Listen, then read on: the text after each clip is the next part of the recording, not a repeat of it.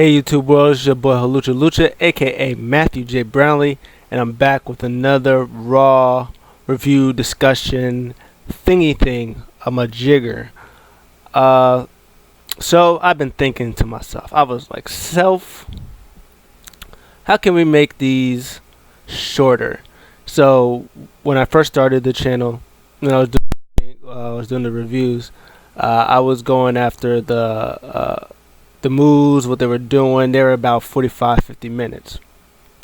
That was long. People said, we like you, a little too long for you, for me, little too long, videos is too long. I said, I respect it.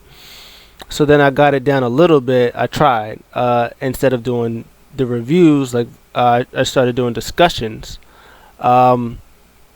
which were a little shorter, but still I'm like, I still feel like it's a little too long. So I'm like, how can I make these videos shorter? So what I'm going to attempt to do, starting now, but I'm already almost a minute 30 in and I haven't done anything. But what I'm going to attempt to do is I'm going to do like the best and worst of Raw, like the good, the bad, the ugly. I'm gonna name it. If you want to give me a name for it, that'd be great. But it's pretty much was like, I'm just gonna talk about the good stuff that happened on Raw and then the bad stuff that happened on the Raw, and then there was just some stuff that was like, that was just there. So that's how I'm gonna do it. I'm gonna see how that works. See if that works a little better. Because like I said before, I'm not a podcast. I'm not doing the not yet. Maybe for like reviews and discussions like that. Maybe I could do those for like the pay-per-views and stuff like that. But just for like Raw, SmackDown, NXT, and AEW, I don't want to be here forever and ever. And I'm pretty sure I'm pretty sure people don't want me to be here forever and ever yet. So I might just save those for like the big pay-per-views and just for like the regular shows, just trying to give it like bullet points, or just trying to just say what I did like, what I didn't like, or why I didn't like it, and stuff like that. So with that being said, like, comment, subscribe. We'll think of a name eventually, and then one day it'll be all pretty, and then I'll have graphics and it'll be all pretty like eventually. But baby steps. So we're going to get into what I did not like about Raw. So one things I did not like about Raw was the whole, number one is the whole 24/7 stuff. I'm over the 24/7 title. It seems like now the only people they have for the 24/7 champion is R-Truth and Akira Tozawa. I don't know if Shelton Benjamin and Ricochet and Cedric Alexander, I don't know if they're going to be part of that, but it seems like there's a bigger story within them that I'll talk about a little later. So it seems like right now that it's just those two, unless like Titus O'Neil comes around and like he sneaks in a win or whatever. But it just seems like the 24/7 championship is not. It's lost its prestige, or it's lost its charm, so to say, when it first started out. So that whole thing in the restaurant with the ninja, it's like R-Truth is funny, but like it's just, I'm kind of over it. I really want them to just like bring it to Raw Underground and just use it as a Raw Underground title, and then use that for itself and then call it a day. That's what I hope for, but 24/7 stuff wasn't with it. Take that out to the garbage for last night, for the other night. What else did I not like? I wasn't a fan of the women's tag team. Well, any of the women's tag team that happened, the Mickey James, Asuka versus Lana and Natalya, wasn't a fan of that. I just there's not any women on the Raw roster that can like really stand up to Asuka. The only two that could that's on Raw are the tag team champions, and they're I guess busy doing other things. So Mickey James having her title shot next week. Okay, it's gonna be a good match, obviously, but I didn't like the tag team match. I'm not a fan of. I don't like Lana like that. Like as like a her as a Natalia's mouthpiece. Sure, fine, we're good. That's cool. But her wrestling is just not for me. She's gotten better, but I was over it. I did like the little part though that when Asuka got knocked off, Mickey James was handling her business with Lana, and she was like, "I'm going to the top," and then she goes to the top. Asuka tags herself in, and she puts Lana in an Asuka lock, and it was over. That was hilarious. But besides that, wasn't feeling it. Wasn't really feeling the handicap tag match. Pretty much. It was like, well, Nia said went to Adam Pearce, my boy, Scrap Iron, and was I guess told Adam was like, hey, yeah, you should put Shayna in the handicap match against the Riots because she thinks she can handle it by herself, and and that's what he told Shayna. He was like, well, we also thought that you can handle it yourself, so you're also going to be in the handicap match. The only good part about the handicap matches is like Shayna and Nia going back and forth, like giving each other jabs back and forth. He was like, oh, Nia was taunting Shayna. She was like, oh yeah, look at that. You can barely hit him. Oh, you're going to stomp their legs out? Oh yeah, great. Anybody can do that. And then, huh? You want me to? You want me to do a Samoan drop? Anybody can do a Samoan drop. And she picks her up to do a Samoan drop, and she gets rolled up. It was kind of funny, and then Nia started laughing at her, and she was like, okay, you think that's funny? You think it's funny? Well, you go in there and do it. And then so she goes in there and does it, and she does the, she gets the same thing. And then Shayna was like, oh, yeah, look at you, Miss Champ. Look at you. You're doing a great job. And then she hits her with I think she hits her with a Samoan drop. She hits her with something. She's like, oh, look at you. You think you're big and tough. And then Shayna tries to do what the thing with the arms and stomps on her leg that Shayna does. And then she gets beat up. She gets hit with a whole bunch of double teams. And before it hits the 3, Retribution comes up. And I'll just talk about the Retribution stuff now. I almost died on camera. Oh my god. Just the Retribution, they cut it off, and they pretty much just gave their purpose of why they're finally doing what they're doing, which was good stuff. My boy Dijak's up in there. You can see that's my boy Dijak that's talking. My girl Mia Yim was front and center. And pretty much they were saying that they were overlooked and overshadowed by WWE management, WWE, the management, the whole crew, and stuff like that. And they're not going to be overlooked anymore. Pretty much, he said they're going to feed upon the roster and tear it down and break it up. So that was pretty decent stuff. We finally get a sense of Retribution. So thumbs up for them. What else? The final thing I did not like was the Peyton Royce and Billy Kay stuff, but it wasn't.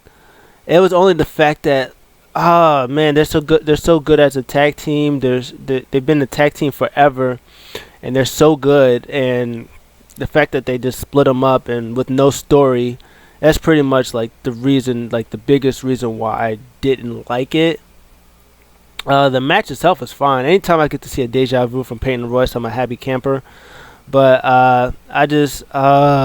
it makes me crying on the inside that Peyton Royce and Billy Kay they're not a thing anymore. It's going to be kind of weird because they have this brand invitational that I'll get to in a second. They have that, and it's like Is Billy Kay going to go to a brand invitational on a different roster to challenge, or what? I don't know what's going to happen. Is she going to go to NXT? We don't know, but either way, I didn't like it. I don't like when they're split apart. I don't like it split apart. I mean no likey. So one thing that I don't say I didn't like, but it was like it was a between the and all right. Uh, it's like a I didn't like. It was a and it was all right. Um, the Street Profits versus Andrade and Garza. It I didn't like it because forever in a day. Street Profits come in. Andrade and Garza they do their thing, and Andrade and Selena just ghost right past on Garza because of what happened last week with the whole running away from everybody. And Andrade was in the whole time. Garza was waving him off. It was like, well, you don't need me, so he walks away. Sky High, the coolest frog splash of all time, and they get the win. So that was it was okay. It was like whatever development story between Angel Garza and Andrade and whatever. Good stuff though. Cesaro and Nakamura come out. Oh, hold up. Timeout. They're SmackDown superstars. What's going on? Well, according to Cesaro, it is a monthly or the what did he call it? The quarterly thingy thing. The thing where the superstars they switch brands. It's the quarterly version of it's the quarterly brand coming together. The brand invitational. That's what it is. So this was fine. Um, Cesaro was like, "Oh yeah, you guys have been tag team champions. You know, longest reigning Raw tag team champions." It was like, "Well, you guys don't defend it or whatever, so that's probably why." He was like, "We get to show you what real tag team champions are." And then they were like, "Yeah, we're family." And Ford called Cesaro Bar 2.0. It's like all these partners that Cesaro's been with that he should check himself for STD. Cesaro's like, Nakamura was like, yeah, we want the. He's like, whoa, skirt, hold up, copyright infringement. It's like Street Profits up, and we want the. Cesaro stops him. Then Nakamura says, we want the smoke. They drop it and they leave. So next week is going to be Street Profits versus Cesaro and Nakamura. Yes. This is a thing where they believe that they're going to maybe something weird will probably happen next week, and then week or the week after, whenever Night of Champions is Clash of Champions, they might combine the two rosters into tag teams, which I mean, yeah, because I don't know why they just keep messing up the division. Like every time they have a tag team, them up. But it is what it is. I don't care. Put the tag teams together. They can have they have the people to have separate tag divisions if they just think about what they would do, but it doesn't matter. It's cool. Either one's fine. I'm just saying I can name like a million tag teams on Raw and SmackDown. Like SmackDown, Cesaro Nakamura, Heavy Machinery, Miz and Morrison, Lucha House Party. Watch how I do this. Catch 21. Catch 21, if you don't know, is Matt Riddle and Drew Gulak. When they was in Evolve, they had a little tag team. There was Catch 21. They did the thing that was like this. Go like this. Or something like that.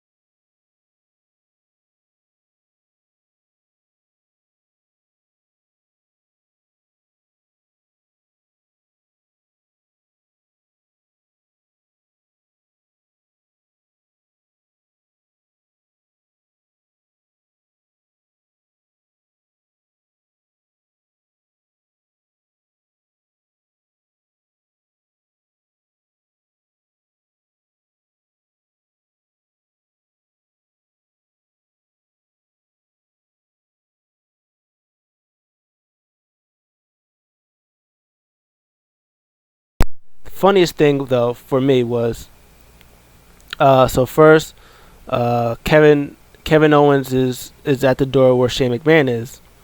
They still keep in kayfabe between them that they don't really like each other because I think Shane like made Kevin Owens life a hell. Kevin Owens made Shane go away and never wrestle or whatever like that, and he's back or whatever.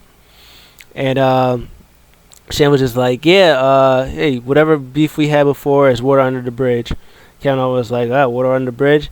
He was like, I still hate you. He said, I still think you're a jackass. I don't like you.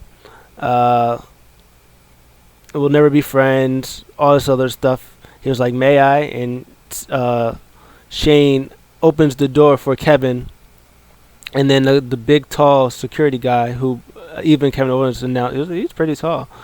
He goes, jackass, and he was like, and then Shane goes, nah, he didn't mean it, and he brings him inside. And then they come back from commercial break, and Shane got there before Kevin Owens. Like, how did you get there before him? That was really weird. But yeah, that was good stuff. Kevin Owens came in, and they just straight brawling, beating each other up. They slamming each other on the wall.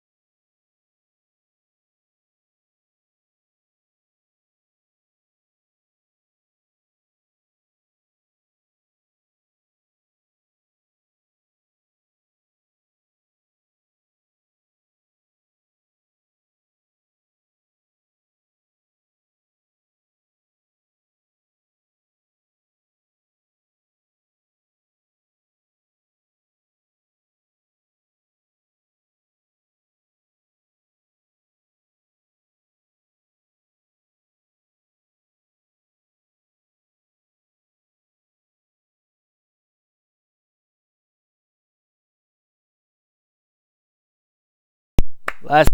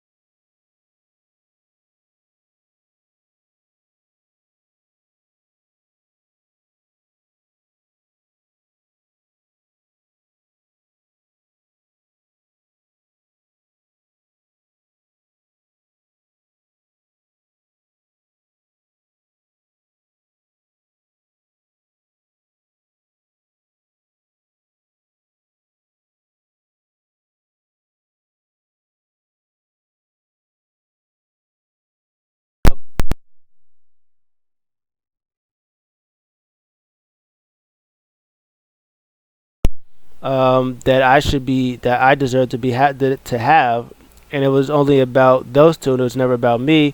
But now I want to be about me. Viking Raiders come out, and then Cedric, nope, Ricochet, and whatever his name is, Apollo come out, and they start brawling. They come back, 8-man tag, good stuff. Uh,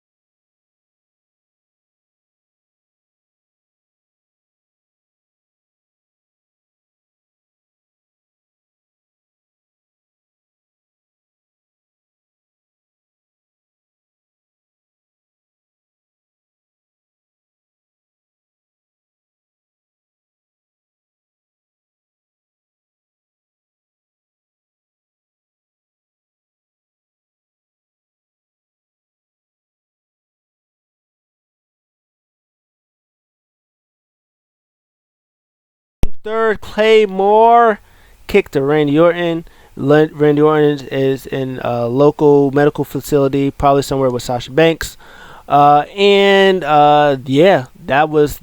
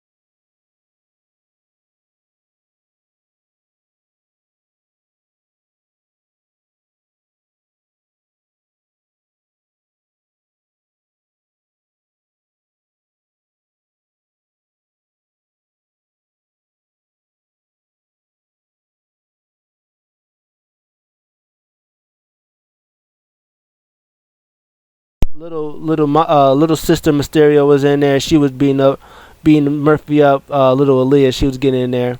She was getting licks in. Oh, it was all great. And then Murphy quit. And then at the end, they was still beating him up. I was like, Pro Murphy. Oh, lumbar check. Boom. Got it.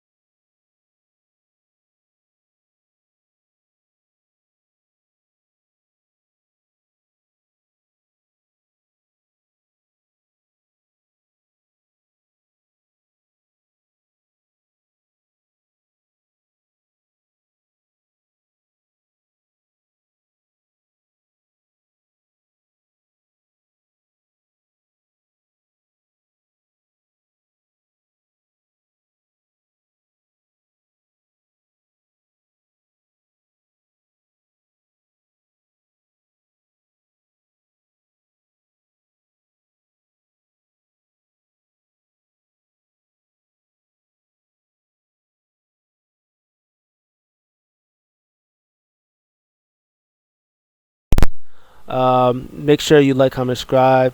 I'll see you guys in the next one.